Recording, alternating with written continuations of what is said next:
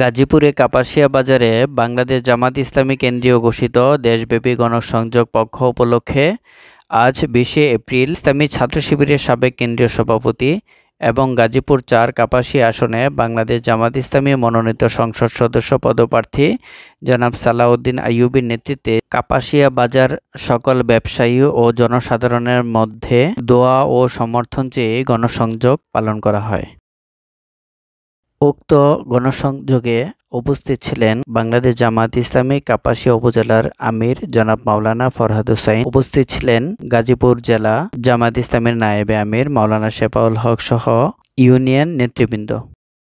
উক্ত গণসংযোগে জনাব সালাউদ্দিন আইয়ুবী সকল ব্যবসায়ী ও জনসাধারণের নিকট আশ্বস্ত করেন সমৃদ্ধ কাপাসিয়া বিনির্মাণে তিনি প্রতিজ্ঞাবদ্ধ। জনাব সালাউদ্দিন আইয়ুবী কাপাসিয়াবাসীর উদ্দেশ্যে বলেন, সেজন্য আমরা মানুষের দ্বারে দ্বারে, মানুষের ঘরে ঘরে, দোকানে দোকানে যাচ্ছি, নেতৃত্বের সাথে পরিচয় করছি। আপনারা জানেন কাপাসিয়াতে সেরকম কিছু নেতৃত্ব উপহার দেওয়ার জন্য জামাত ইসলামী সিদ্ধান্ত গ্রহণ করেছে।